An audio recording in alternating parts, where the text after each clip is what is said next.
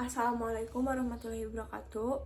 Di sini kami akan mempresentasikan hasil kerja kelompok kami, yaitu perilaku lama membuang sampah ke Sungai Ciaur dengan anggota kelompok Marina Indah Rahayu dengan NIM belakang 008 dan Anissa Eka Nur Hikmah dengan NIM belakang 026. Yang pertama akan dijelaskan oleh rekan saya Anissa Eka Nur Hikmah. Yang pertama ada perilaku negatif yang ditemukan.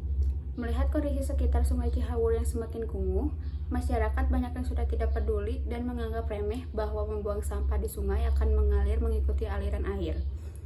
Untuk mengubah karakter masyarakat Cimareme, Ketua RW melakukan berbagai cara untuk meminimalisir masyarakat membuang sampah dan limbah sembarangan, yaitu dengan melakukan sosialisasi ke warga, lalu mengadakan program pengambilan sampah setiap 5 hari sekali, dan membuat tembok tinggi di tepi sungai.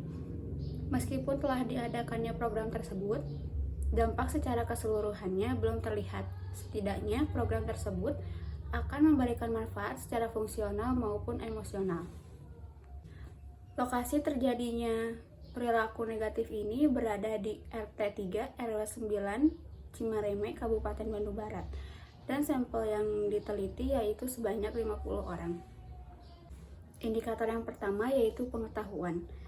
Dengan pernyataan yang pertama yaitu, menurut saya, sampah adalah semua benda sisa kegiatan manusia yang tidak terpakai lagi, dengan NIM 3,28. Yang kedua, saya mengetahui jenis sampah dengan NIM 3,30. Yang ketiga, saya mengetahui dampak pada lingkungan jika sampah dibuang sembarangan dengan NIM 3,14. Yang keempat, saya pernah mendapatkan sosialisasi atau edukasi terkait dengan pengelolaan sampah dengan baik dengan NIM 3,26. Yang kelima, saya mengetahui mengenai pengelolaan sampah yang baik dan benar dengan NIM 3,04. Yang keenam, saya mengetahui adanya bank sampah dengan NIM 2,82. Dan yang terakhir, saya mengetahui sampah organik dan anorganik dengan NIM 3,62. Lalu indikator yang kedua yaitu perilaku. Dengan pertanyaan yang pertama, saya membuang sampah pada tempatnya dengan NIM 3,32. Yang kedua, jika saya melihat sampah berserakan, saya akan memungut dan membuangnya ke tempat sampah dengan NIM 3,38. Yang ketiga, saya akan mengingatkan orang lain untuk tidak membuang sampah sembarangan dengan NIM 3,44. Yang keempat, saya telah melakukan pemilahan sampah di rumah dengan NIM 3,50. Yang kelima, saya merasa malu apabila membuang sampah tidak pada tempat yang telah disediakan dengan NIM 3,42. Yang keenam, menurut saya, sampah dapat menimbulkan kerugian bagi masyarakat dengan NIM 3,48. Yang ketujuh, menurut saya, membuang sampah sembarangan dapat menyebabkan banjir dengan NIM 3,46. Dan yang terakhir, menurut saya, penumpukan sampah dapat menimbulkan penyakit dengan NIM 3,48. Lalu indikator yang terakhir yaitu fasilitas. Dengan pernyataan yang pertama, di sekitar sungai sudah terdapat tempat sampah yang memadai dengan NIM 3,72. Yang kedua, tempat sampah tersebut dapat menampung semua sampah yang dihasilkan setiap harinya dengan NIM 3,46. Yang ketiga, di sekitar sungai menyiapkan tempat sampah yang kedap air dengan NIM 3,32. Yang keempat, di sekitar sungai terdapat tempat sampah organik dan anorganik dengan NIM 3,12. Dan yang terakhir, adanya program pengambilan sampah dengan NIM 3,42. Yang selanjutnya akan dijelaskan oleh rekan saya Marina. Baik, yang selanjutnya yaitu interpretasi pengetahuan.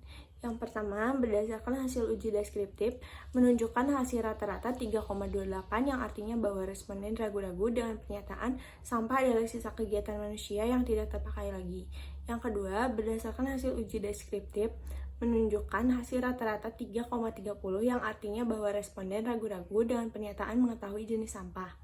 Yang ketiga, berdasarkan hasil uji deskriptif, menunjukkan hasil rata-rata 3,14 yang artinya bahwa responden ragu-ragu dengan pernyataan mengetahui dampak pada lingkungan jika sampah dibuang sembarangan.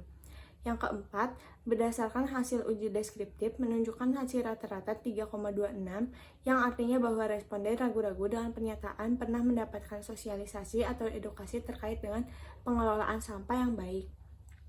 Berdasarkan hasil uji deskriptif menunjukkan hasil rata-rata 3,04 yang artinya bahwa responden ragu-ragu dengan pernyataan mengetahui mengenai pengelolaan sampah yang baik dan benar. Berdasarkan hasil uji deskriptif menunjukkan hasil rata-rata 2,82 yang artinya bahwa responden tidak setuju dengan pernyataan mengetahui adanya bank sampah. Berdasarkan hasil uji deskriptif menunjukkan hasil rata-rata 3,62 yang artinya bahwa responden ragu-ragu dengan pernyataan bahwa mengetahui sampah organik dan anorganik. Yang selanjutnya yaitu interpretasi perilaku. Yang pertama, berdasarkan hasil uji deskriptif menunjukkan hasil rata-rata 3,32 yang artinya bahwa responden ragu-ragu dan pernyataan membuang sampah pada tempatnya.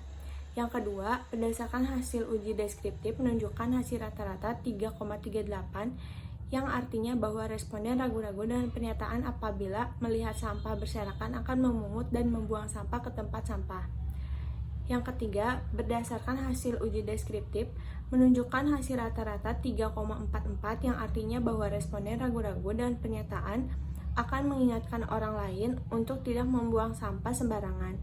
Yang keempat, berdasarkan hasil uji deskriptif menunjukkan hasil rata-rata 3,50 yang artinya bahwa responden ragu-ragu dengan pernyataan telah melakukan pemilahan sampah di rumah. Yang kelima, berdasarkan hasil uji deskriptif menunjukkan hasil rata-rata 3,42 yang artinya bahwa responden ragu-ragu dengan pernyataan merasa malu apabila membuang sampah tidak pada tempat yang telah disediakan. Yang keenam, berdasarkan hasil uji deskriptif menunjukkan hasil rata-rata 3,48 yang artinya bahwa responden ragu-ragu dengan pernyataan sampah dapat menimbulkan kerugian bagi masyarakat. Yang ketujuh, berdasarkan hasil uji deskriptif menunjukkan hasil rata-rata 3,46 yang artinya bahwa responden ragu-ragu dengan pernyataan membuang sampah sembarangan dapat menyebabkan banjir. Yang kedelapan, berdasarkan hasil uji deskriptif menunjukkan hasil rata-rata 3,48 yang artinya bahwa responden ragu-ragu dengan pernyataan penumpukan sampah dapat menimbulkan penyakit. Yang selanjutnya yaitu interpretasi fasilitas. Yang pertama, berdasarkan hasil uji deskriptif menunjukkan hasil rata-rata 3,2 yang artinya bahwa responden ragu-ragu dengan pernyataan di sekitar sudah terdapat tempat sampah yang memadai. Yang kedua, berdasarkan hasil uji deskriptif menunjukkan hasil rata-rata 3,46 yang artinya bahwa responden ragu-ragu dengan pernyataan tempat sampah tersebut dapat menampung semua sampah yang dihasilkan setiap harinya. Yang ketiga, berdasarkan hasil uji deskriptif menunjukkan hasil rata-rata 3,32 yang artinya bahwa responden ragu-ragu dengan pernyataan di sekitar sungai menyiapkan tempat sampah yang kedap air. Yang keempat, berdasarkan hasil uji deskriptif menunjukkan hasil rata-rata 3,12 yang artinya bahwa responden ragu-ragu dengan pernyataan di sekitar sungai terdapat tempat sampah organik dan anorganik. Yang kelima, berdasarkan hasil uji deskriptif menunjukkan hasil rata-rata 3,42 yang artinya bahwa responden ragu-ragu dengan pernyataan adanya program pengambilan sampah. Yang selanjutnya yaitu ada kesimpulan dan saran. Kesimpulannya, berdasarkan hasil yang disampaikan di atas, bahwa dengan membuang sampah ke sungai akan menimbulkan dampak negatif bagi warga sekitar Sungai Cihaur, yaitu timbulnya penyakit dan menyebabkan banjir. Maka dari itu, untuk pihak RT 9 harus melakukan tindakan untuk mengatasi masalah tersebut. Selanjutnya yaitu saran. Yang pertama, menambah tempat pembuangan sampah di sekitar sungai dan pastikan terjangkau warga sekitar. Yang kedua, memberikan sosialisasi terhadap warga terkait pengelolaan sampah dengan baik. Yang ketiga, mengadakan program pengambilan sampah setiap minggunya. Yang keempat, mengadakan kerja bakti. Sekian presentasi dari kelompok kami. Mohon maaf apabila ada kesalahan. Wassalamualaikum warahmatullahi wabarakatuh.